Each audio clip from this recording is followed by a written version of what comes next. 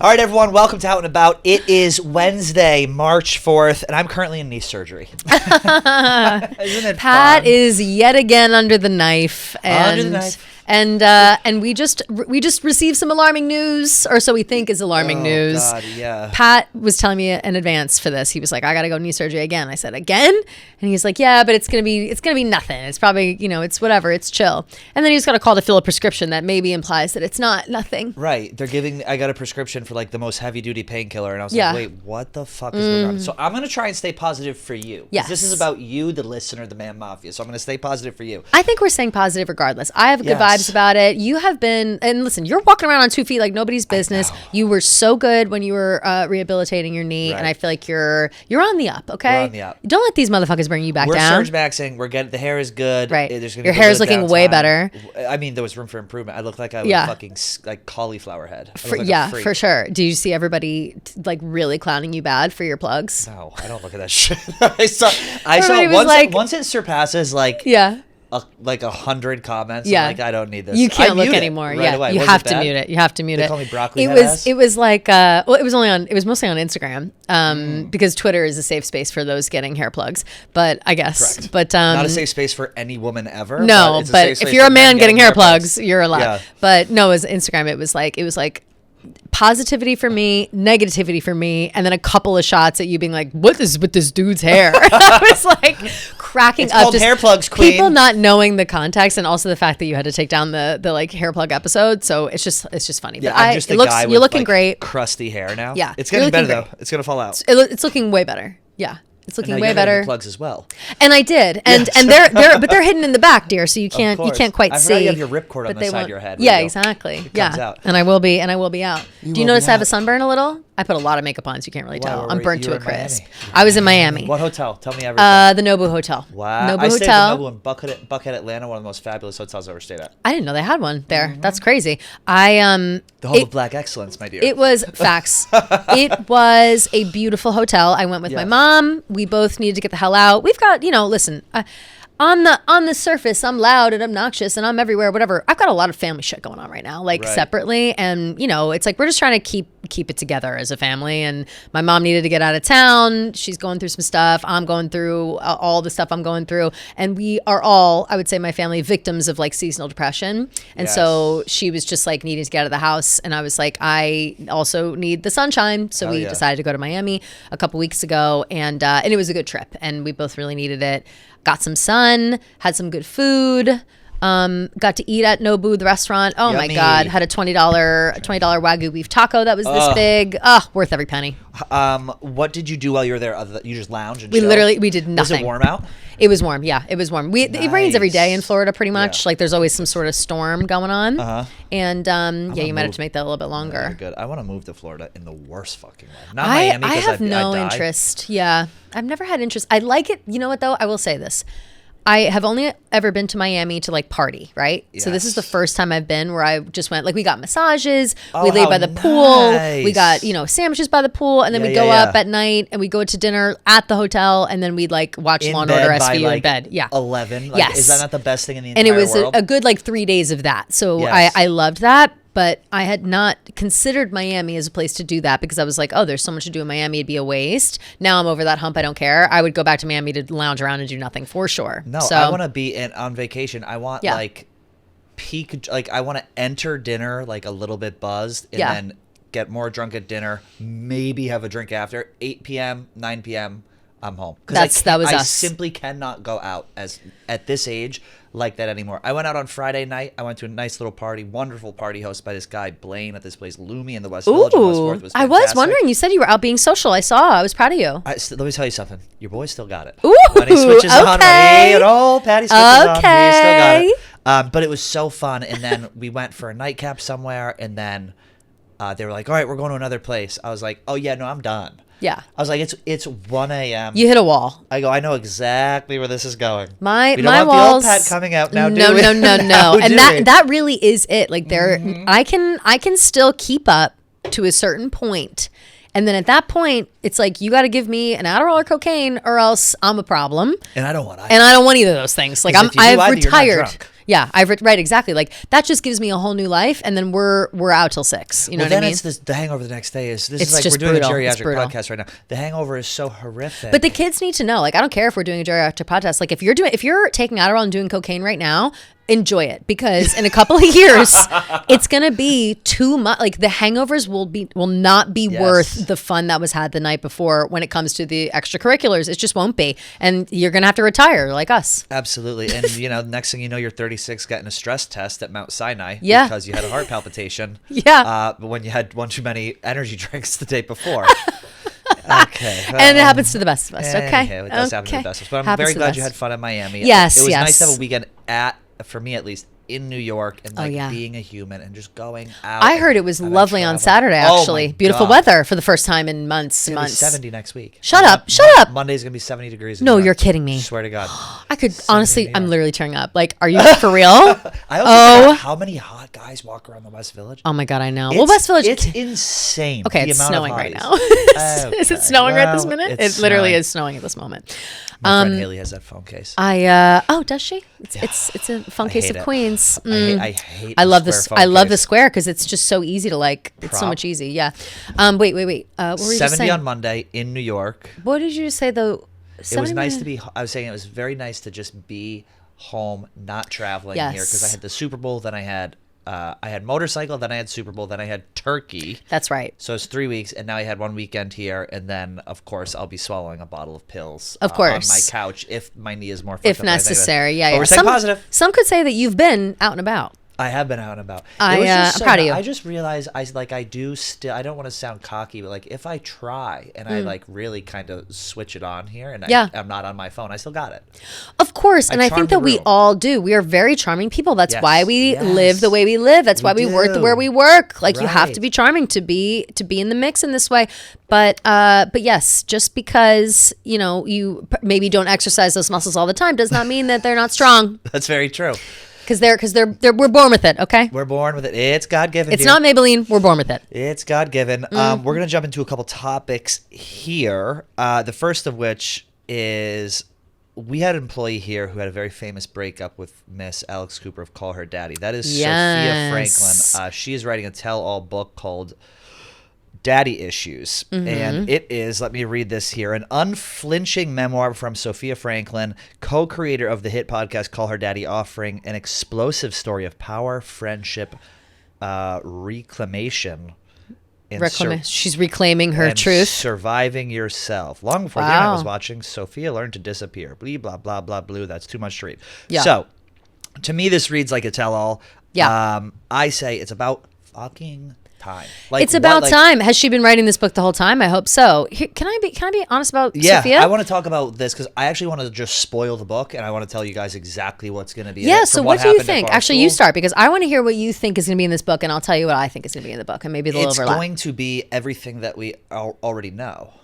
Right. It's just that she had a breakup with Alex. She made bad decisions. Yes. She was dickmatized by a man who was a fucking loser. Who was a jerk. That man was a jerk. He was a jerk. She was greedy. She wanted more money. Alex said $500,000 plus benefits is enough for me currently. She parlayed that into her career where she's now the white Oprah. Yep. And Sofia Franklin, the last I heard, is living in fucking Utah or wherever the hell she's from. She is, dating who knows what. But it's just like, it's almost like there was a precursor to all of this where you can tell when someone makes bad decisions. Yeah. And I think she made a series of bad decisions professionally and probably personally, and she surrounded herself with bad people, which widened the divide between her and Alex professionally and personally. And I think the first time I saw that was when she was bombed at the Christmas party in New York City, screaming at our CEO. It's like, that is not a person who makes decisions that are sound and that are, made with the future in mind. So it's a whole lot of, nothing, I guess, but who knows how she's going to spin the story. What do you think? I personally would love if this were a story, a tale, whatever you want to call it, of accountability. I think that it is really unfortunate what happened. That's the word, with accountability. It really is unfortunate what happened to Sofia. I think that she and Alex had a good thing going. I hate that douchebag came in her life, twisted her brain up, and made her seem like she was Like that guy hated Barstool. It was greed. It was greed. That guy hated Barstool and didn't think that Barstool was going to be the proper jumping off point for them to success. And that is where he was wrong. Like, why, I don't understand why people are still doubting Barstool in that way. Like, It's crazy. And I think the opportunity was given for her to continue on with Alex or her to go with this fucking guy, and she picked the dude and now they're not even dating, who did right? not they broke up shortly after, as far as I know. But it's like you never pick the douchebag businessman over your best friend. And I'm not saying that they were literally the best of friends. Like, they became friends and then they started the podcast and they got really close that way. And they referred to each other as best friends, but I don't think, like, they were late in life friends. They weren't like best friends from childhood or whatever. They met in New York and then lived together. Yes. And that's how they became. And then they shared a desk with me. Exactly. And Lily Cologne and Large, and then Jared Carabas, and then next thing you know, she's worth $1 trillion. And it's crazy. But I think, like, I feel bad that Sofia wasn't able to be a part of that rise to stardom. But I also don't know if the rebrand of Call Her Daddy would have happened if Sofia stayed on. Like, I think it would have stayed a sex podcast. Had to go. Yeah, she had to go. One of them had to go, or they had to break up and do their own thing. And I think based on what we've seen them do with their careers individually is exactly what I predicted would happen. Like, Sofia still talks about dating stuff all the time. Like, not that Alex doesn't. Right. But Alex also has like long form interviews with famous fucking people, you know? And Sofia, I think, a lot of people do like Sofia. Like, they are on her side. They think Alex screwed her over and whatever.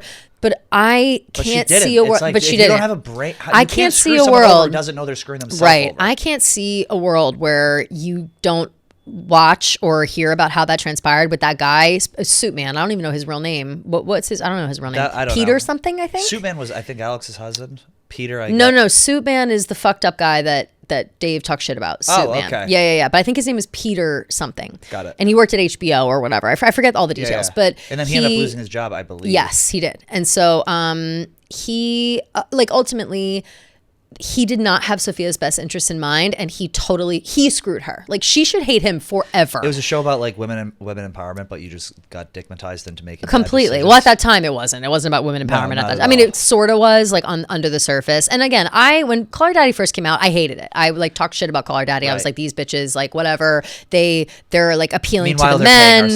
No, literally, and they were. But I was like, fuck these girls. Like, they're just saying shit, for clicks and views and whatever. And that's not really them. And ultimately, after listening to it a few times, I did think it was funny. I was like, all right, I judged prematurely. They are funny talking about this, and people equate it to like locker room talk, but for girls. And I don't disagree with that. I think it was very honest and funny and whatever. I think they were in on the joke, which they were totally in on the joke. Credit for. I think they don't. Yeah, they really believe this. It's like no, they were totally in on the joke. They were very smart in how they constructed that podcast. But again, it was never going to stay that way. Like that. That's how you get people's attention, and then you flip the script and turn it into something meaningful, which I do think Alex did.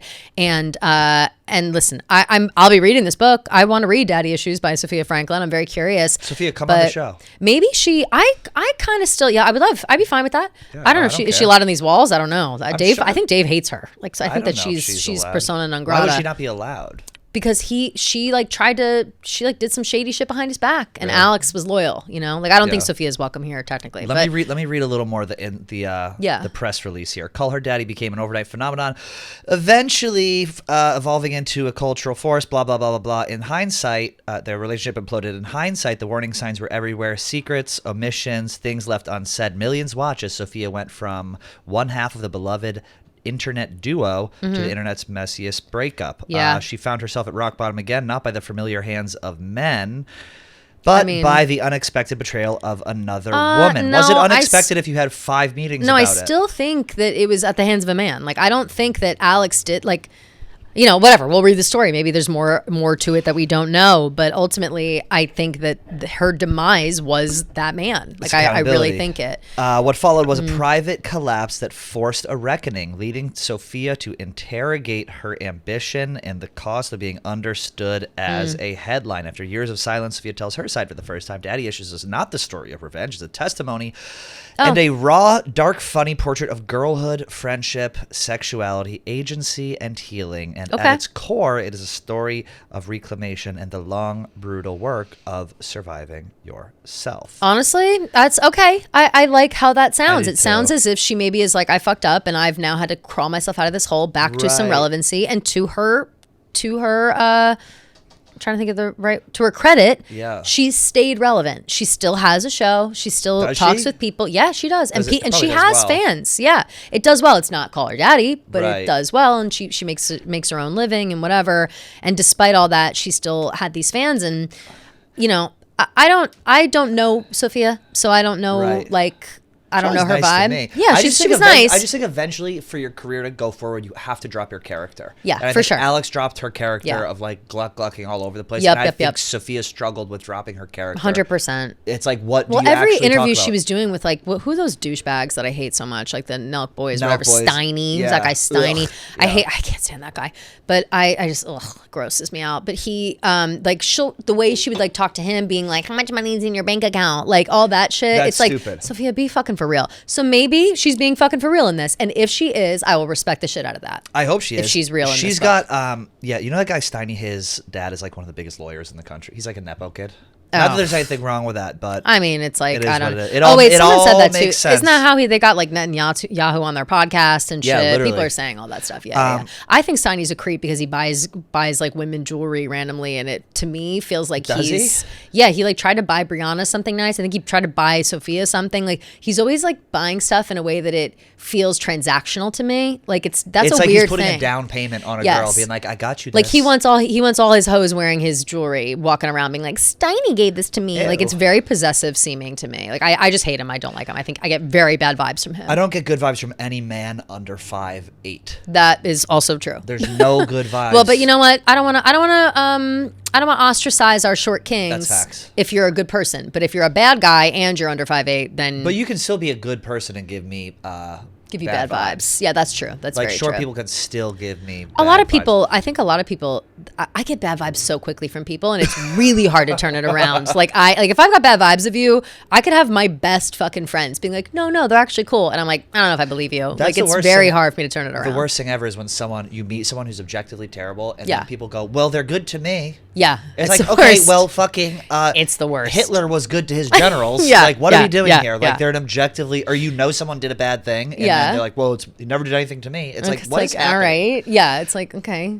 But there's been a concept going around online which kind of ties into this, the concept of a high value man. Ooh. People have been talking about this online. What is a high value man? Yeah, I've not seen like the breakdown of this. In my head, I can think, what would a high value man be? But what are the people saying is a high value man? Like, how are they describing that? So it's all over the place. But the concept that like so little high value men actually exist. Facts. And we had Alex and Jordan here. They had like the 666 rule, like 6 figures, 6 feet. Oh, Mean Girls. I was like, who? Yeah, like Damn, that was their fucked up, idea of a high value man. So I guess we want to break down what we think a high value man is here. And this is no offense to anyone here at Barstool, and I'm included in this. We don't have any high value men. No, there's not a single. Barstool. I don't know if there's a high value man in these walls. I think some high value men have not high value. Walked the halls. I don't think that there are any currently still here.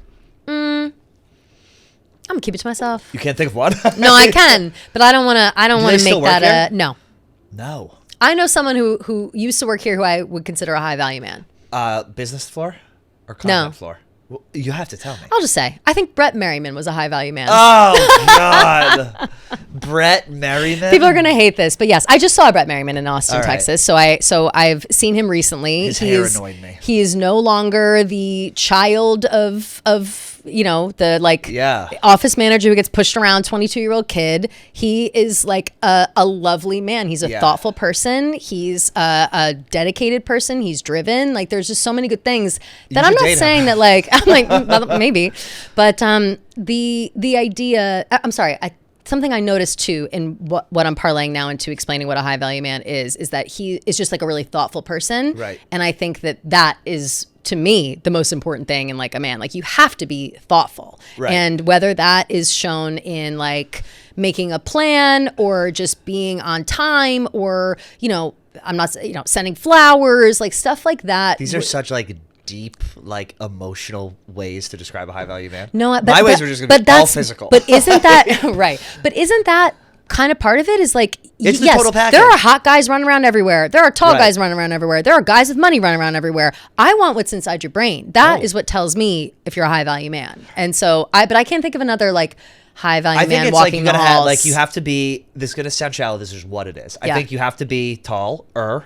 I think you have to be 6 feet. Whatever. I think so. Around there, you have to be handsome. Yes. Depending on how tall you are, that's another thing. And girls need to get it the fuck together. If you're a short girl, date someone that's height appropriate. Stop going after the tall guys. Stop. Why? Because leave room for us. What am I supposed to do? What am I supposed to do? Man. There are plenty of tall men. men. If you're 5'2", you can date a 5'8" man, and he's still 6 inches taller than you. Yeah, but they should be considering you when they're picking out a guy. No, they should, because otherwise it's perverted. By the way, if you're 5'2" and you're dating someone who's 6'3", it's fucking gross. It's weird. Yeah, it's really weird when you see like a really tall guy with a really small girl. Yeah, it's like, gross. It's gross. Date someone within your height range. That's important to me. But I think it's high value. I think you have to be charming. You have to be funny. Yes. I think you have to smell nice. I think you have to be well groomed. Yes. I think you have to have ambition. I think you have to have a job that people can take seriously. Yes. I think it's like it's not all finance. Maybe it's consulting. Maybe you've moved from consulting over to the firm. I actually don't think finance guys are good people either. I think most of them are. I think they're money based. Well, because they're so smash, obviously smash every single one of them, but they're so money focused. Like that's their love. Their love is making money, and you will never come first because they just want to make that money.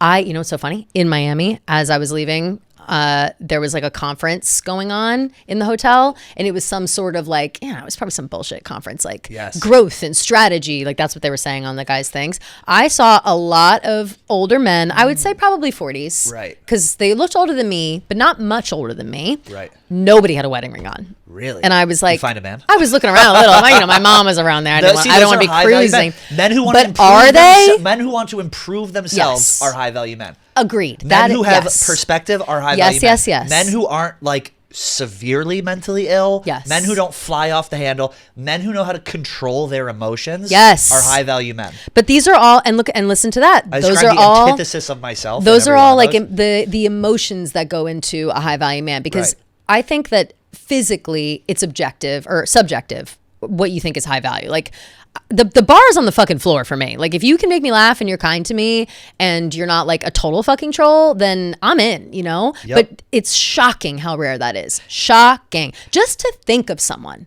is such it seems like it's the hardest task of all time for like a straight man. I don't know why that is. Like it's just they're so fucking selfish inherently. It's crazy. Kevin Samuels, who I was talking about, he would have a show where he would, and I think it goes both ways. I think a lot of times ladies want a high value man, but they're a high value.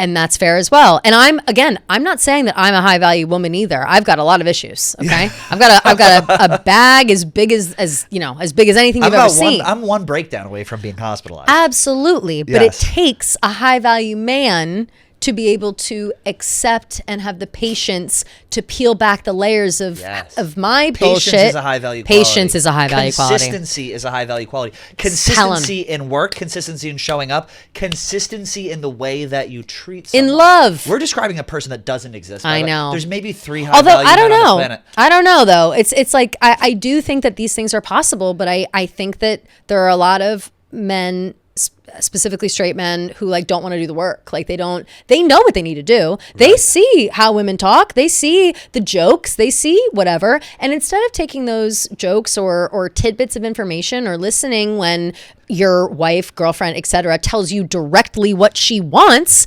instead they do this, think about themselves, and they go, I don't feel like doing that, or that's a little too much work, or let me do it, but let me go 10% of the way, which is arguably more frustrating to me. Yes, this sounds like something personally happened. Yeah, you want to break it down? Let's break it down. This is a pattern that I've witnessed throughout my life. It is I have very few examples of the contrary. Like it's very much.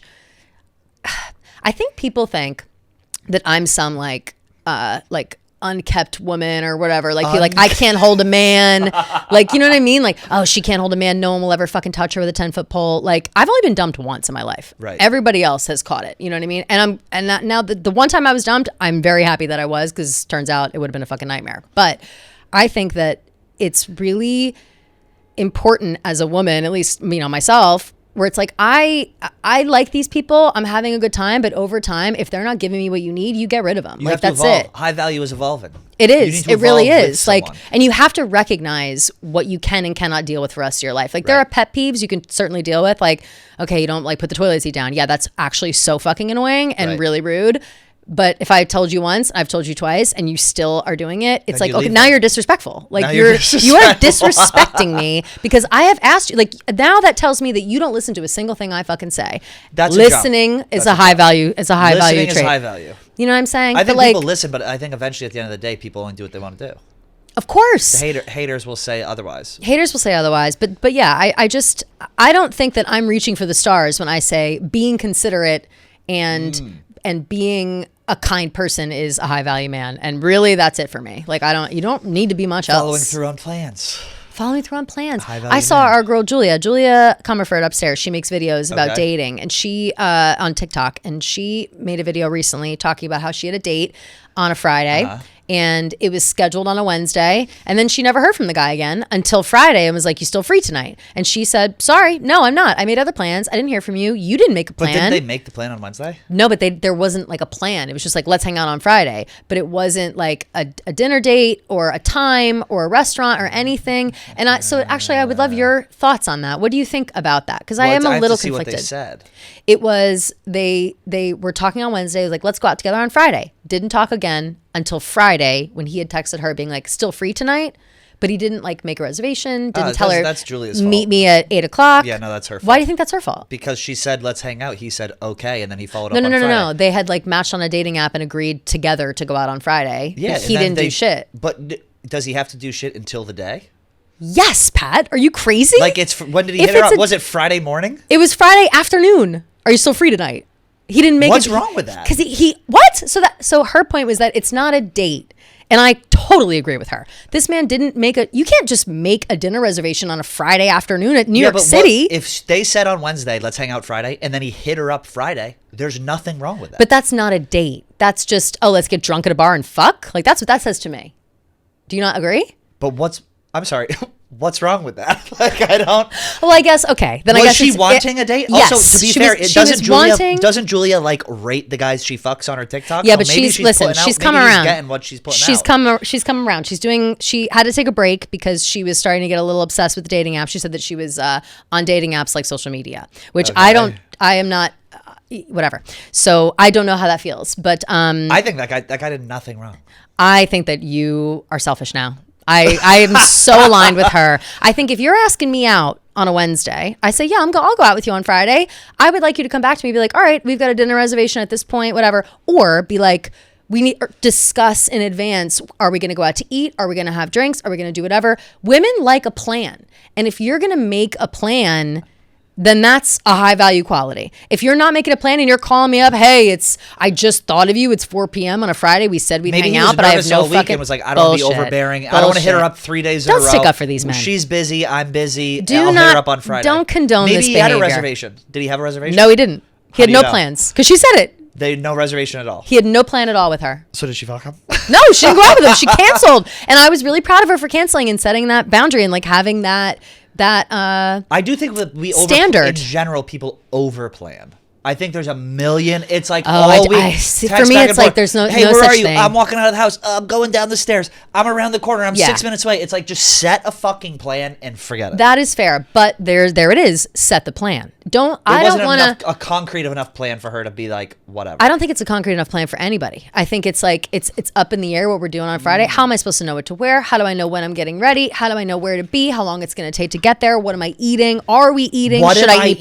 You're want to know that beforehand? Because what am I? Are we eating? Are we going to tapas and we're just having some light bites? So I should maybe have a bite before I leave, or are we having a full heavy Italian meal? So I'm not going to eat a super big lunch because I'm eating a lot for dinner. Listen, Pat, you are so wrong. Crazy. No, you are wrong on this. You are wrong. I promise. You're wrong. Is crazy. Women love to plan. That puts so much pressure on everything, I think. Oh, making a dinner reservation and making a plan is too much of a well, then you shouldn't be dating. Like, that's crazy. That's crazy. I think that puts so much pressure. It's like if someone said to me, it's the bare fucking minimum. It is the absolute bottom of the barrel is making a dinner reservation. If someone said to me a week before, hey, and we were talking, hey, let's go here on Friday. Here's where we're going. I'd be like, this is too much. Oh my God, no. Like, well, you got issues. We'll go out on I would Friday, love and then that. on Friday, let me know where we're going. I would love, hey, let's go out this time, this place. And then either the morning of or the night before being like, hey, just checking in. We're still good for tomorrow. And that's it. And this man did neither of those things. It was too last minute. Was he hot? He probably wasn't hot enough. Was he high value? I didn't see what he looked like. He certainly wasn't high value. Unfortunately, that does determine everything it being high value. Certainly wasn't high value. I fully stand with her in every capacity. I think that if you're asking a girl on a date, you make the plan. Or you discuss who's making the plan. Like, for example, with me. Right. I'm a control freak. So I would love to be presented with a plan and a place and a reservation, but I have zero, and I mean it, zero faith in any man that I've ever been asked out by or gone out with. So I say, I'd like to go to this place. I'll try to get us a reservation. So I'll make the reservation. I'll make the time. And that's fine. Yes. But not all women want to be like that because she wanted to be wooed by a man. I would love to be wooed by a man, but I just know that they're not going to fucking do that. Not with that attitude. Yeah. Well, show me a man that gives me faith. Show me a man that gives me faith. That's true. I've never asked a woman out. Pat, I don't know. I think for maybe guys, that's how it is. Maybe that's how it is. For guys, it's very And here different. is our divide. And I'm yelling at you like you're a straight man, and I apologize. You can continue But here's the thing. It's that I guarantee you women will agree with me that if a man is asking a girl on a date to at least discuss an actual plan, if not make the plan for her. I think that and you are leaving it up in the that air. This guy had no plan. That was the entire point of her TikTok. It was like, here's an example. She's making let me tell you something, Julia. She makes TikToks. No, I like her TikToks. If you are making TikToks about, fine. If you are making TikToks about dating, just know that your dating pool went from here to here. I don't disagree with that. I don't disagree with that. There is not a guy on planet Earth who wants to date someone who is like, makes their entire personality on social media she about doesn't dating. Seem to be dating guys who are on social media though. Like it seems like none of them Welcome have to caught the big on. leagues, Julia. Yeah, we're gonna talk about it. None of them have caught on to that, which I think is interesting. I don't know. I just don't. I'm not on apps, so I don't know. How do you meet guys? DM? No. Just in person? In person or friends of friends. Way. Friends of friends. That's why I went out on Friday. Yeah. I was like, I need to meet people. And I forget, I know so many people when I'm out. Like, I know so many people everywhere I go. It's people just so forget nice. that if you go out in person, you can meet plenty. Like, I make friends every time I go out. Like, there's not a time where I go out where I've not met somebody new or had a conversation with someone interesting or made out with somebody at the bar. Like, I will do whatever I want to do. There's not a world but I don't trust. in which I would make out with someone at the bar. At this point, I've got to be drunk. Absolutely. I think the last time I did it, maybe, I actually can remember. I was in Nashville. Making out with someone? I was in Nashville and semi-recently during one of we were down there for maybe like a Chicks in the Office show or something, and a bunch of us went out after. Oh God, I was so hammered. Like it was too much. You and Marty made out? And yeah, well, spoiler. No, it was some guy. It was the only guy at the bar that had the balls to come up to me and talk to me, and he was a short king. And I tongued him down. Oh God. He was probably he was shorter than me, but I can't remember what kind of shoes I was wearing. I might have been wearing heels. To stand on? No, I should have though. But he was the only one who had the balls to come up to me and talk to me. You rewarded him? You hot I said, "Oh, that's sweet," and then I made out with him. Yeah. And then so I remember crazy. I was making out with this guy. I wasn't ever gonna go home with him. Like I won't go home with strangers. Like that's Right. I won't do that. I will. But not anymore. Yeah. Not anymore. I should say not anymore. But I remember I was making out with this guy and I was out with like some of the crew and Tommy was there, and I remember Tommy like tapping me on the shoulder mid make-out being like, "Hey, we're gonna go," and I was like, "Oh good, me too." And just like God. This guy, so shout out to that sweet guy in Nashville who I totally blew off after. Do you remember the his fact. name? No, not a clue. I don't even think I knew it at the time. He was just nice to me, and I was so drunk, and there was country music playing everywhere. And you lashed him and down. I said, "You know what? Fuck it. Yeah." I'd and I had be a good so outfit afraid. on. I've even like people I've dated it was who have Nashville. been like that level of PDA. I'm like, I'm good. Oh yeah, no. It's if you see me doing any sort of PDA, I'm drunk. Like I don't. Yes. I'm so uncomfortable in my own skin. Otherwise, Imagine there's doing no way. sober PDA. No. Oh my God, no.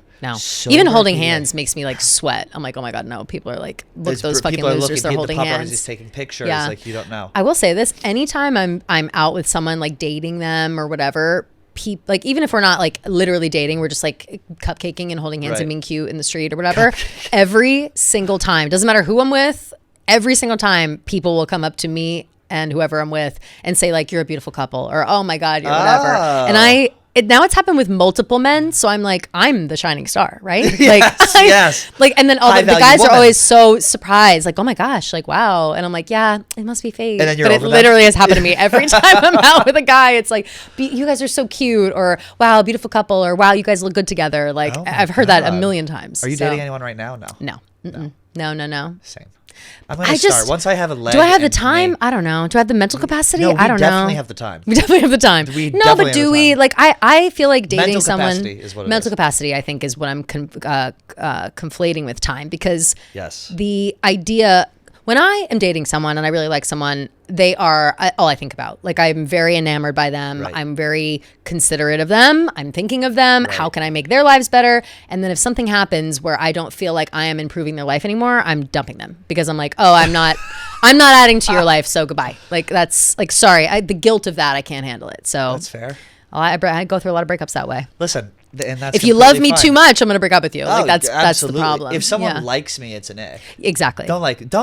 Don't like me. Be a little bit mean. Like, keep equal with me. Like, I want you to be the same as me. Like, I don't want to feel like you're better than me, because then I feel less than. And then I also don't want you to put me on pedestal, because don't put me up there. Or love bomb me.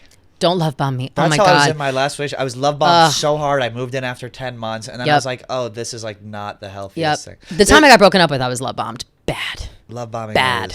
And hook, line, and sinker. It was my first experience with a true seasoned love bomber, and oh my fucking God, I mean, it almost ruined my life. Yeah, like really. For the first couple of months, like, wow. No, it was the best. Like, I was like, this is fate. Like, this is my soulmate. I can't believe this. We like, literally talked. He's like, we'd like get married someday. I was like, what? Absolutely. Oh, same. We talked about engagement rings. What kind of engagement ring do you want? Oh, Moved in together.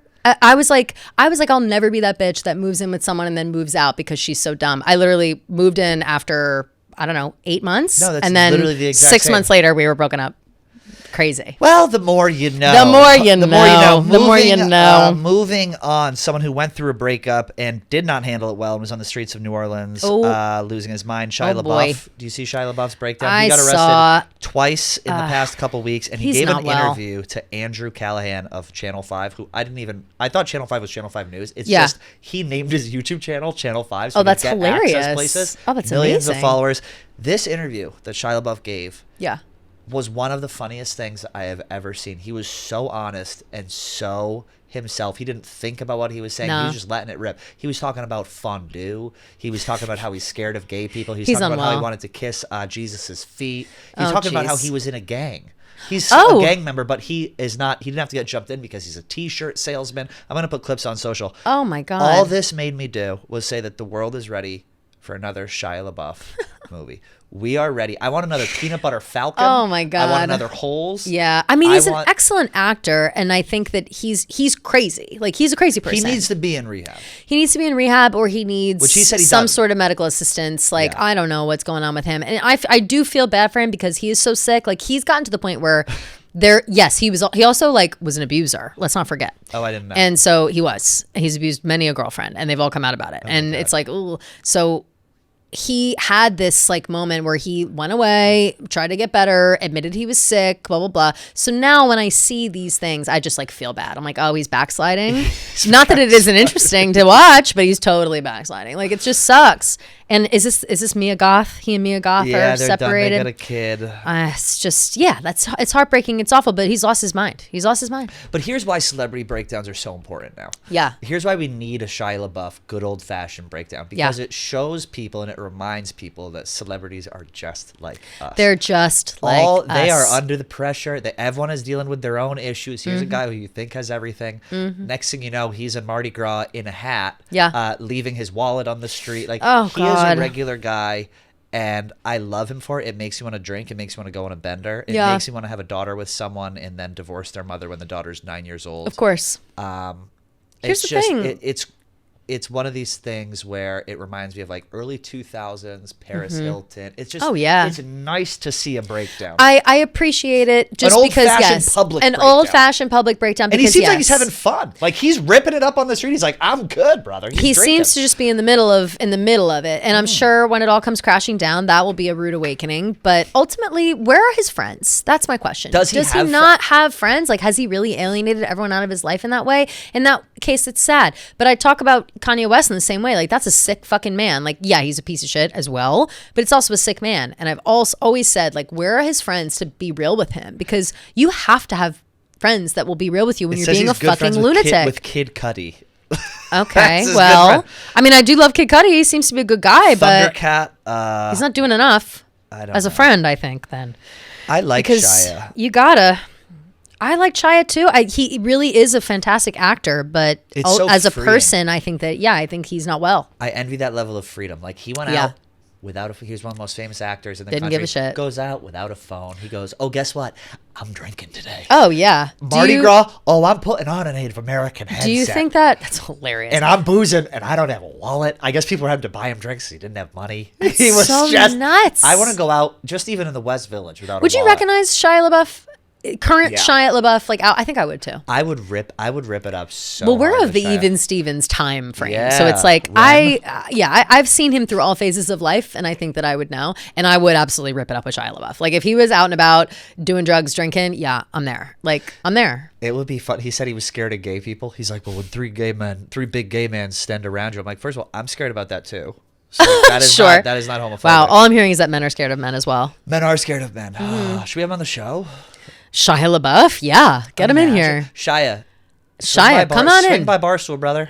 Come on in. I would love to hear how you are, and maybe give you a dose of reality, if you so choose. If you want, if you choose to accept it. In reality. No, I know, but maybe he can. Maybe he just needs a tether, just a small, maybe a lifeline. Has that there he been can. Any good celebrity breakdowns? Like, I would say good, but like, most of them, it's just like tragic. It's like they just it's OD always on pills tragic and dies.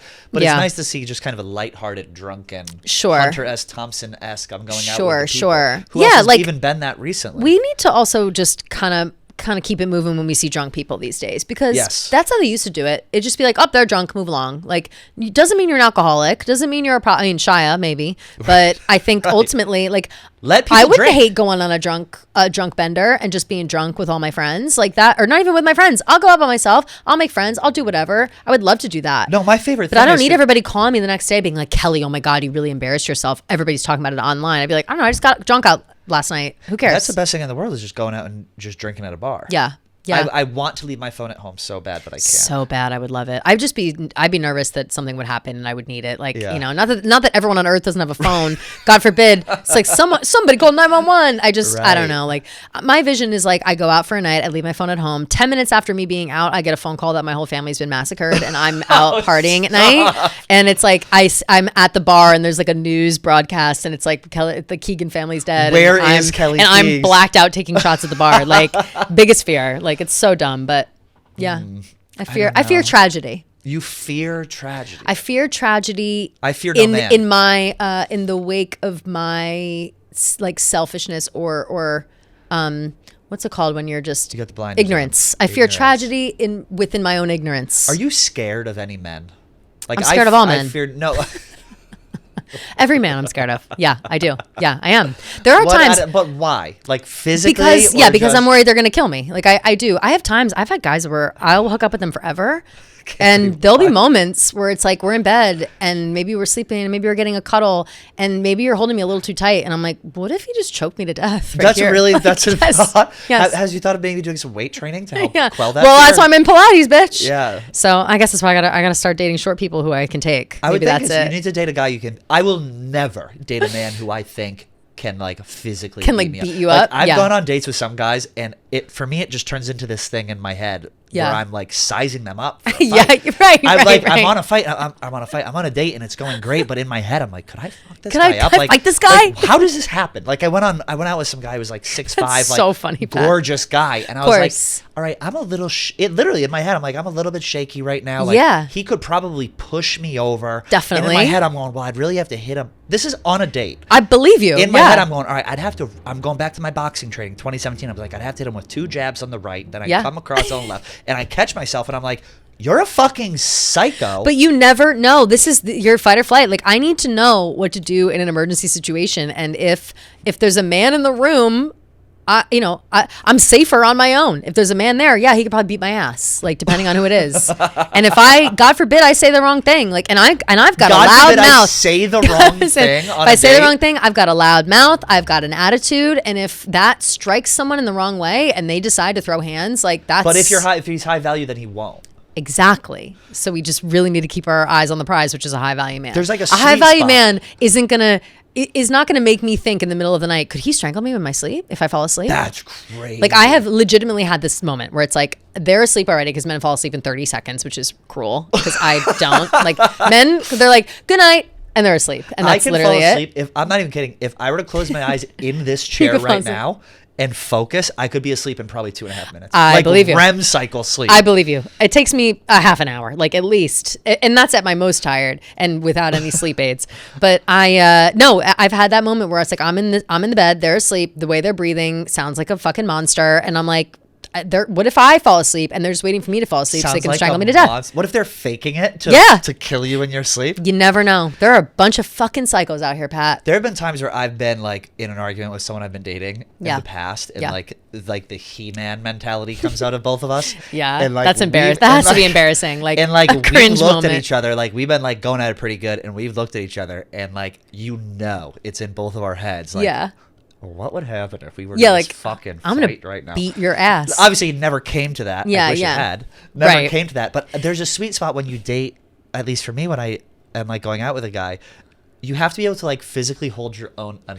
I want you to be able to give me a run for my money. Sure. Like, I want you to be able to like subdue me eventually until I become enraged enough to kind of buck you off. Of course. And that is the thing, is rage. And I ultimately don't think I'll ever get murdered by a man because and I do. A 38 special. And I do. You really do. I really do. But I think that I've got so much rage that is willing to be unleashed at any time that ultimately I think I'd win any fight. Like I know that sounds crazy. It's like, Kelly, what? You're so weak and you're like you smoke cigarettes, you could barely move. Like you're 100 years old. You're frail. You could never move. Yeah, you're 100 years old. Blah blah blah. All the above. Yeah, but the rage within me is that of like The Rock. So I don't know. Like I think I'd kill anybody if I put my mind to it. You really do. Can I tell you something so insane? Yes. So I was sitting. Obviously, and we're not gonna. We don't need to talk about the war, but we've got a war going on, and it happened over the weekend with Iran. Oh, we're at war. News to me. Oh my God! Shut up. I'm just kidding. Okay, I was like, you can't be serious.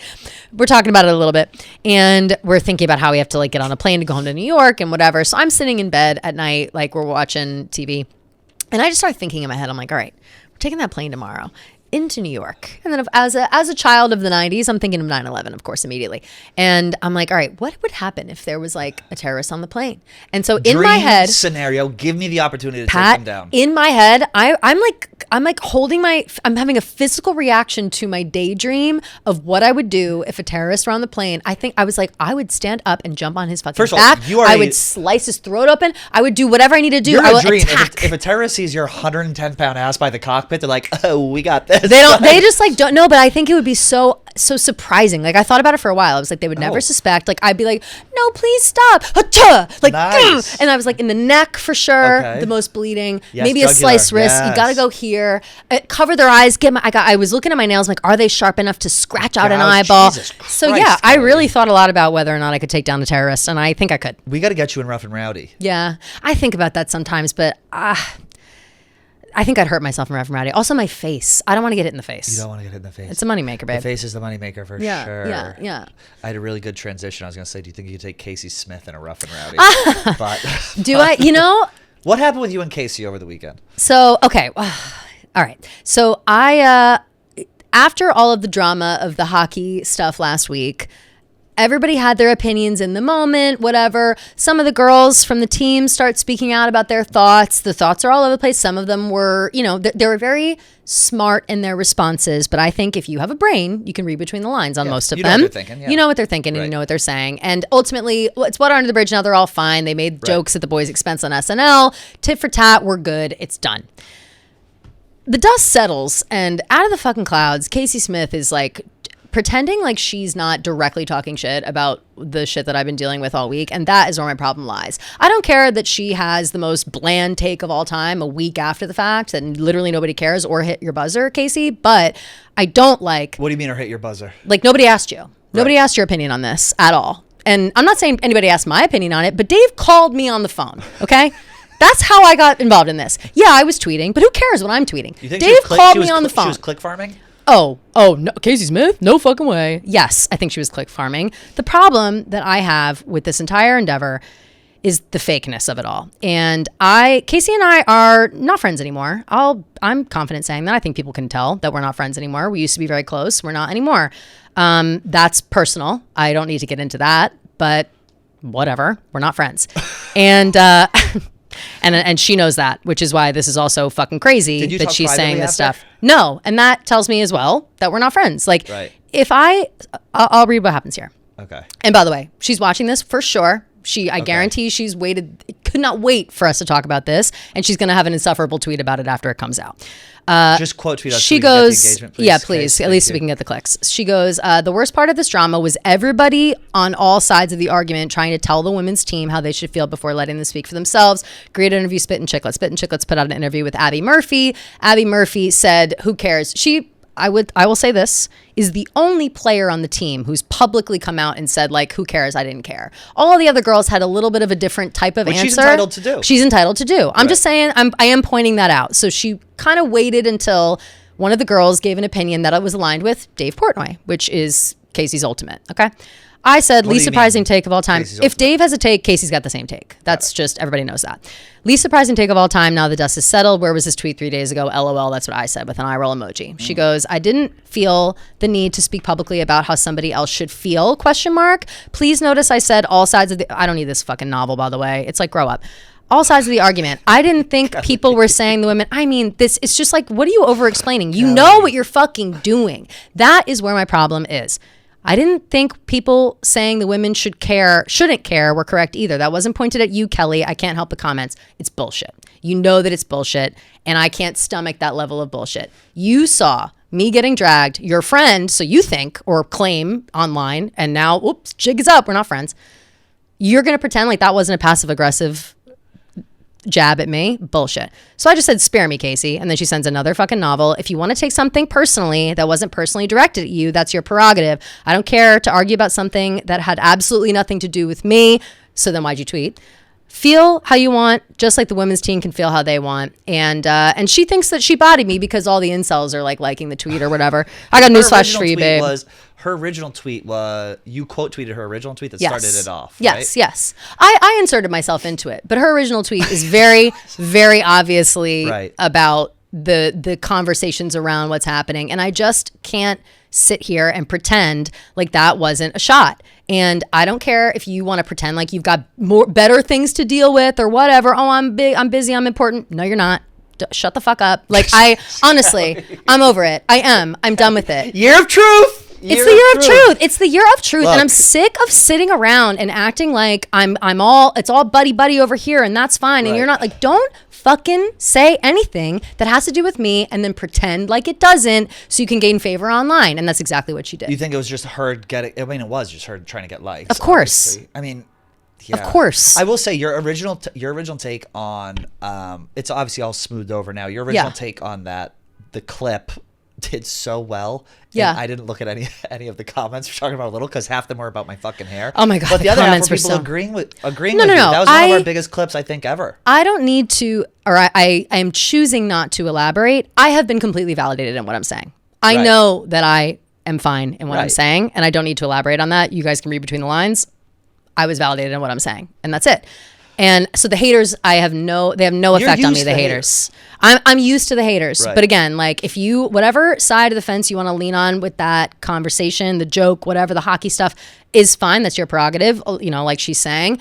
But again, knowing Barstool, knowing what has been going on all week, knowing that unfortunately or fortunately, however you want to look at it, I'm at the center of this drama. I'm the face of the liberal cunts that are creating issues out of nothing. You can't be saying something like that and then pretend like you're not shooting a jab at me. And I'll tell you something right now, Pat, she's got a lot of fucking nerve putting any kind of jab at me. Okay. You've got a lot of fucking nerve. If she had, and that's all. That's it. We're gonna reel it back in. I am so livid. If she had said that earlier, it would have been a different story. If she had said it in the heat of everything. If she had said it earlier in the week, I would have been like, whatever. Yeah, of course. Oh, shock. Again, I would have had the same thought. Oh, shocker. She has the same thought as Dave. Right. However, saying it when the dust has settled, and you know that it's like I've been getting shit on all fucking week. You've been liking tweets about it. I saw that too. Like, don't, you know what I mean? Like, it's just I can't handle like tweets. Yeah, like if you're retweeting something or someone retweets and tags you and you follow them, like I can only see the notifications for people that I follow, right? Got it. So if someone I follow likes something that I'm tagged in or retweeted in, I see it. Interesting. Yeah. It is shocking how bad I am at I'm so grateful that I've removed myself like as much as I can from that. I'm trying to only be on my phone if I have a reason to be on my phone. And I love that for you. These are just lessons I've learned over time, though. This isn't necessarily this. But yeah, I mean, whatever. Like obviously I'm riled up in this conversation talking about this thing with Kayce. I just think that it's so fucking fake and so fucking pick me to then tweet out something like that and pretend like you're not.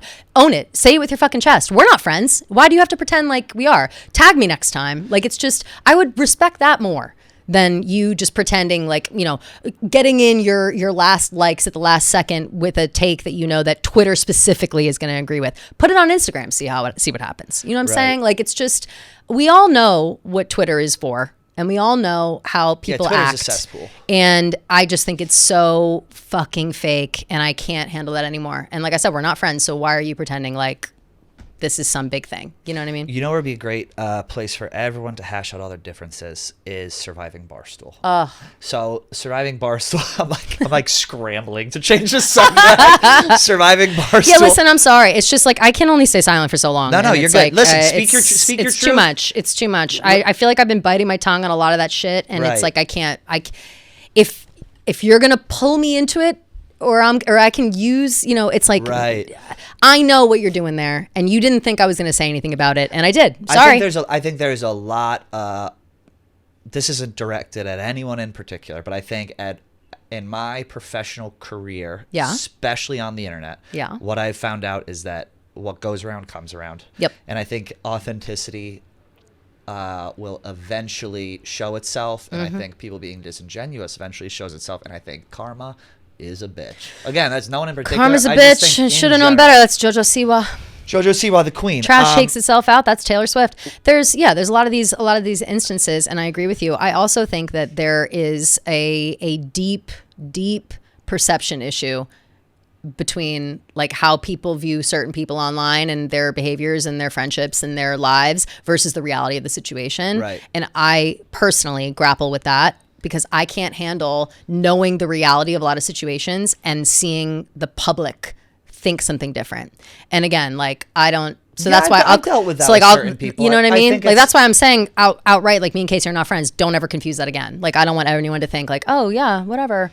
Like perception is not reality. Yeah, I think that's true. I think a lot of times some people, you have a certain idea how people are, and it turns out if you know the person, that's not what it is. Yeah. But that's just the internet. Are you going to be on Surviving Barstool? No, I'm not. I have asked not to be. I do not want to be a contestant on Surviving Barstool. Oh, wait, I can say this now. I think we were talking about it a little bit. Okay, because I'm still trying to. I'd like to be. I texted Dave. I heard I was on the fence, and so I texted Dave. I was like, obviously, I didn't expect him to respond. Yeah. Did he? I was like, hey, would love. No. Oh, bummer. I was like, last one was like, thanks for the Super Bowl ticket. This one was like, I'd like to be on the show. I would love to be on Surviving Barstool. I will burn that mother down. I think you would too. Now that everyone is smart enough to realize it's a game, and you can like backstab and play the game like traitors, it's a whole nother level. No one takes it personally. I would love to be on the game. I've seen part of the list. It's phenomenal. I think it's allegedly shooting in a couple of weeks. Our branded, or a couple months. The guy who runs our branded stuff here is working feverishly to put it together. But if you've never watched Surviving Barstool, check it out. It's Survivor. I don't know if we're allowed to say that, but in the Chicago office. It's a Survivor-like game played by... Rhea won last year. Yeah. Oh my God, did she play a great game. The winners are Tommy won year 1, Eddie won season 2, Will Compton won season 3, and Rhea won season 4. Already? Mm-hmm. Well, this is about to be 5. Wow. Yeah. So what I I believe I alluded to this weeks ago about Surviving Barstool. I asked specifically not to be included. I don't like before. I wasn't asked. I actively said, please do not ask me to do this again right now. I need a break because like I said before, my issue with perception versus reality comes into play in these situations because how you experience the games that we play versus how they then are edited online isn't always exactly how you remember it, which doesn't mean that what you remember isn't true, and it doesn't mean that what is being presented isn't true. It's just that it's a different way to tell the story than you would have told the story. Right. And I really, in life and at work, have a hard time with that when I know something is one way and then it seems to be another way, or like maybe I feel misrepresented or whatever. Like I'm working on it, okay? But ultimately, for the record, you'd be great at it.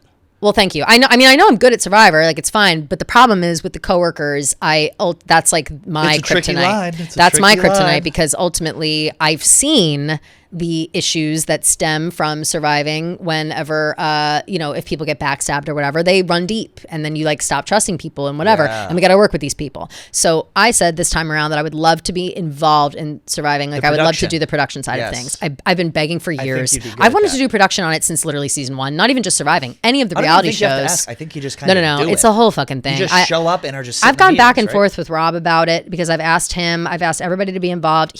Rob thinks that I am too much of like I'm too involved or probably, not in so many words, but he thinks it's like, if I'm involved, then it becomes about me. But I'm like, no, that to me is insulting. Cause I'm like, then you really actually don't know me as a person because I would take it so seriously. All I've ever wanted to do is be production behind the scenes for reality stuff because that is my bread and butter. That's where I come from. I come from, or not, I don't come from it, but that's my main interests and why I started doing online content was to talk about reality TV.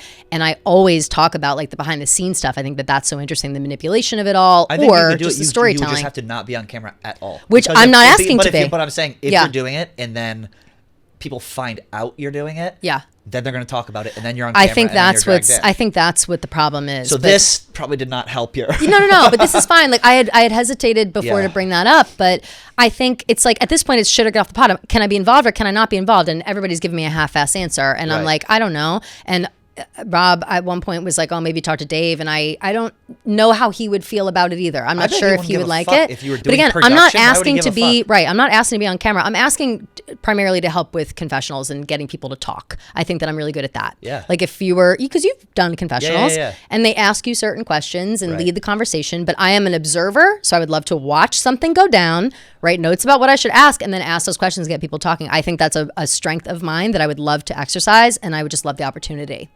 And so let's hope. You literally just did a job interview. Well, I've said the same fucking thing to Rob like 10 times, and he just is like, he's like, I'd rather you be on it. I'm like, no, I don't know. I've given you enough. Right. I've given you enough. You know they're gonna make you be on it. I've cried enough on camera. It's like, give me one. Boys. You're gonna be on it. You know you're gonna be on it. Feed me. I fed you so much. Feed me once. You're going to be on. I think you should be on. Rob, Dave, if you're listening to this, I know you guys are really avid listeners. Put Kelly on the show. Please, God, put her on the show. She needs to be on the show. I need a break. People are so mean to me on those shows. After the fact, in the edits. The shows are fantastic. Check that out. They are so good. They're so good. A little bit more showbiz news. Do you watch Kelly Clarkson's show? Not religiously, but I love that she turns it into a concert basically every day. Time. She's doing it's a amazing. concert that she could make millions of dollars. It's amazing. If she toured. I think that's why people tune in, is because she's like having a concert. She's the best singer of all time. Yeah. She's quitting the show. Pink is allegedly taking over. Pink is taking over, and I actually moved into my neighborhood, and I see her husband. I see her husband at the gym, and I. Oh my god, I didn't know. I think she's. Did you see perfect to take over because she's gonna sing, she's gonna do concerts. Yes, she's a real bitch. Like I love it. Did you see the rumors that her and her husband were breaking up the other day, and then she put a video out. She was like, "I just heard the rumors. Me and my husband are divorcing. I better go tell my kids." Yeah. Not true, obviously, but yes, I think that's good. Lost in the sauce here. Kelly Clarkson is leaving only because she is going to spend more time with her kids, etc. Because her ex-husband. She had a nasty divorce with her. She had a nasty divorce, but he has cancer now. He's sick. Oh no! And I'm not sure if he has died or he's dying. Oh, that's fucking It's terrible. awful. Like it's a sad reason why she's stepping down. But she's for the past couple of years. She's going to like spend time with her family and But they've smoothed it all over. Like obviously they had a bad they had a bad breakup, but then he got really sick. So they're trying to like keep it together for the kids and whatever. They're divorced for sure. Yeah. But I think that there's more to it. So that's why she's leaving, which is a shame. But Pink is incredible. So I think that she'll be great filling in the shoes. Maybe one day Kelly comes back. Maybe she doesn't. Maybe Pink is gangbusters. Who knows? I'd like to see. It's crazy how much shine late night TV gets and all the attention it gets when daytime TV is that much better. Kelly Clarkson, Jennifer Hudson, Sherry fucking Shepherd. Sherry Shepherd's so good. Like Jennifer Hudson's so good too. They're all good. Ladies, just give them Tamron. I'll watch Tamron. I'll watch Tamron fresh off a knee surgery on pills. And dare I say, bring Wendy back. Oh, Wendy. God, Wendy. We need you. We need Wendy more than ever. She was. I could do 10 hours on Wendy. She was the ultimate. Mm-hmm. Remember when she would have it? There would be a gay guy in the audience. She'd go, "How you doing?" I love her. How you doing? She was the ultimate. She was the ultimate. I'm tearing up. No, I know, and I hope the best for her. I hope she's doing well. I mean, she can't. She's a drunk. She can't be. She is, but apparently she's on the up and up. Let's just hope that she's. I think she drank herself into dementia. Like, maybe, I think that's what it is. Maybe. Oh, wouldn't that be sad? But when we're very Team Wendy here. With those humongous boobs. Nobody has to have bigger boobs than Wendy Williams. She had the biggest boobs on Ben Klein would love it. On Ben Klein would love it. Earth. And she would just sit there and she would just talk shit. She would just talk shit. It was the best. A photo would come up in the background and of she a wouldn't celebrity, care. And she'd go there. Yeah, she'd be like, "Oh God," she wouldn't care. You're going into your Wendy Williams era. I'm in my Wendy Williams era. I think I don't give a fuck. Like I think what does it matter? Does it matter? No, hey, if you're nothing matters. Have these people, the people that I have throwaway comments about or talk shit about, Kayce, whatever. Like, what have they done for me? What are you doing for me? Here's the thing. Are you thinking about me ever? No, I'm not thinking about you. Then the haters are sick. The haters are sick. I would love to have Wendy on the show. You think she'd do it? I would love it. I don't care what kind of state she's in. I want her on the show. Imagine what a nightmare rider she would have for a green room. I would personally shop for her rider. The amount of shit I would personally shop. I don't care how finicky it is. I would get every single thing. These salves, these all weird of it. foods. I would do it. I would do it for Wendy. Oh my God. She's worth the time. She's worth the time. She's worth the effort. She's worth the time and she's worth the effort. Mm-hmm. Her hair. Everything about whatever she needs. Of her hair. Whatever she needs. I went to a Luann. This is one of the gayest things I've ever said. I went to a Luann concert or something at the some Seps? theater. Yeah, like the Countess. Yeah. Friend of the show. We love Luann. But did you go to see her cabaret show? I don't know. I think it was like a Bravo collab. Okay. But a friend of mine, we were like, no idea how we had access. We were like walking around and there was like her dressing room and everything. Oh my God. And my friend goes, "There's her hair." And she went in and stole her hair. Stop. That's so she has a lock of the Countess's hair. That's incredible. She's got an extension. Oh, it's so funny. No, she's the best. She's the absolute best. Mm-hmm. What else do we have going into this week? I'll have my knee surgery. Hopefully the weather's good. Yeah, hopefully you survive. You're going to be here this week. The weather's going to be good. Yeah, I'm here. You're here all week. I'm back. Back again. You're back. I'm here for guess who's back? Back again. Like there's we could kind of just fall into just a there's a dark cloud kind of forming above us. And I'm back, and we're back. We're back. Let's see what we've got coming up. The photo of you that the person drew that you made your profile picture is fucking hysterical. So funny. I loved that photo. Well, it looks like a Tim Burton photo. It's Tim Burton. People also don't know. It's a Disney villain. It really is. People also don't know this about me. We are Disney villains. We are Disney villain people. I'm a Disney villain fan. I'm a Tim Burton fan. I'm a spooky, ugly, creepy. I like horror movies are my number one. Like I feel like people they think I'm this I don't know. They really don't know they don't know me. Perception is reality, my dear. Perception is reality. Is not reality. I should say, but let's see what we got coming up. We got not a lot going on the rest of this week except for your surgery. Next week we've got Clemmer's doing that chat eliminator thing next week on March 9th. So on March 9th for 3 days. So keep your eyes peeled. That'll be a New York office thing. It's going to be live 2 hours in the morning and then 2 hours in the afternoon. It's great. It's a game show. Everyone in the office is on there. I'm not on the graphic. Not mad about it. Wow, bitchy though. They didn't put you on the graphic. Homophobic, honestly. Well, listen. Yeah. It's going to be every day where there's going to be challenges where people compete, and then the chat will help vote people on or off. So if you're listening, keep me and Kelly on, please. Yeah. But how fast do you think I'm going to get voted out first? We will be voted out so fast. They might even just vote us out before the show starts. They might be like at the beginning of the show, someone has to be voted out sight unseen. I have no doubt in my mind that it's me. Like the chat will eliminate me so fucking fast. That's what I want to do. Surviving. If I can make it halfway through surviving, they should just give me the money. I agree. Because that in and of itself will be a feat. I agree. But so we got Clemmer's thing next week, and then on March 17th, Gia and I will actually be in Chicago for a Bumble event, St. Patrick's Day Bumble event, which will be fun. But otherwise, I hope you make it through the knee thing. I do too. And you wanted to one more thing about so we can record next week. The chat and surviving. Yeah. if we want to put these young TikTokers on the show, fine, I'm for that. Yeah. Let's build up the brand. Yes. Let's make a little money off these people. Yes. But I am telling you right now, I will backstab these bitches. Oh no, who cares? So fucking hard. Yeah. They will question how they trust people the rest of their lives. Absolutely. It will be the reality show realness that I will, the dose of realness that I will give these women. Put me on the show. Just put me on the show. Welcome to the welcome to the workforce, queen. Welcome to the and this is welcome to the big leagues. And welcome to the company. This is not corporate. Welcome to the company. I'll show you how a conniving faggot will get your ass out of here. Oh, I want it so bad. I want you to be on it bad. Wait, so you asked David and he didn't respond? Me the TikTokers. But you're on the fence? Maybe I'll put in a good word. I'm not going to be in it. I'm not going to be in it. Not that I can put, I can't even put in my own good word. Yeah, it was like a couple young people. Oh my God. It would still be so good. But they need some olds in there. I want to shatter their worldview. Yeah, I wish you would. Oh my God, come here. No. Although, here's the question though. Would you be physically fit by that time? Because you do have to do physical stuff. Okay, no. I'd be in a wheelchair. Okay, which would be good because when I'm physically fit, I dominate that, which is not funny, but that's would temper me back. So I'd be playing mind games. Of course, which is great. Mind games. Meet Ella and Anna. I'm like a fan of. Oh, you've not met them? Wow. I didn't realize you not met them. Wow, they're the best. They're great. I love them. If I'm well enough, maybe I'll come to Chicago. Come to Chicago with us. Come with us. How fun would that be? That would be really fun because I want to get rip roaring drunk at that event. I love St. Pat. I'm an Irish girl, and we're Irish. Pat, you have to come. All right, fine. You have to come. Do they put you up in a hotel, or do you have to sleep on the park? I think probably in the park where I belong. Probably amongst, probably in the dumpster. Yeah, in the dumpster. They have a kennel for where you. I feel most comfortable. Yeah, in the cage with a bone in it. Yeah, that's where I'm going to stay. Shout out Nick Durrani. He got engaged. Oh, shouts! Yes. Very nice. Yes. A lot of boys getting engaged, locking down their ladies like the smart men they are. Lock them down before they change their mind. Just wait until I have hair. It's over for you, hoes. It is. It really is. I'm getting teeth too, I think. Are you gonna? Yeah, I feel like I like your teeth though.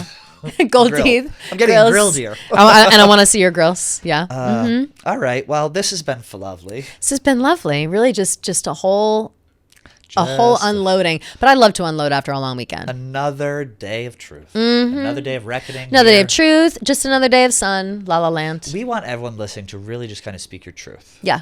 I think that's what we're blood going moon for this year. It's blood moon. The blood moon just happened. It was a lunar eclipse where the Earth was in the way of the sun and the moon, so it made the moon look red. However, in New York City, and this is an event I've been looking forward to for months. That's why she's wearing. That's why I'm wearing red cable. I literally am. I'm wearing red underwear, top to bottom, red. Like I'm all about it today. You are a witch. I am a witch, and so the problem though is that I can be a witch without having to physically see the moon. I did get to see the full moon last night, but over the night the clouds came in over New York City. So when I woke up at 6 a.m. to go walk by the water and see the blood moon in all its glory, I'm imagining you in just I was furious. An ankle length. I was in an ankle length puffer with the jacket on. I almost smoked a cigarette. I was so pissed off, but yeah, I couldn't see anything. It was too much. Just walking around pissed off. I was so upset. I really was really bummed out, but. Don't worry, I still cast all my spells necessary and curses. So if I put a hex on someone. I thought of you. Oh, did you? This man stood me up on. He was supposed to come meet up with us to go out on Friday, and he pretended like he didn't know those were our plans. Fucking fuck you, Tom. Rude. So I cast in my head. I did a hex and a spell. Good for you. And I'm as you should. Yes. And here's the thing, people. Yes. I love when people get freaked out about that. They're like, witchcraft. That's anti. It's devilish. Whatever. It's first of all, if you're scared of it, then you got something to be scared of. That's right. You know what I mean? I'm not scared of witchcraft. I'm good. That's right. Spoken like a true witch. Thank you everyone for listening. It's the season of the witch. That's a song. Do me a favor and like our video and comment on it. It helps. Share our things. Who knows? Who knows where this journey is going to take us? But we love you all, and we will see you next week. Goodbye.